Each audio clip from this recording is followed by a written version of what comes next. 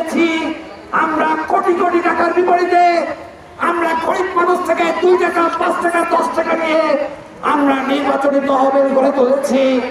আমাদের কর্মীরা বাক্স নিয়ে আপনাদের কাছে গিয়েছে।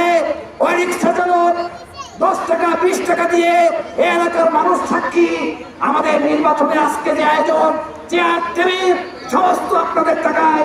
ফলে আমরা আমাদের প্রতিটা রক্তের বিন্দু দিয়ে বলতে পারি, আমাদের সমস্ত দলের সমস্ত কর্মকাণ্ডের প্রতিটা ক্ষমা গরিব মানুষের টাকায়। আমরা বড়দের মালিকদের কাছ থেকে টাকা নিয়ে দল চালাই না। আমরা গরিবের পক্ষে থাকতে চাই, শ্রমিকের পক্ষে থাকতে চাই। আপনাদের কাছে আরেকটা আবেদন রাখিয়ে শেষ করছি।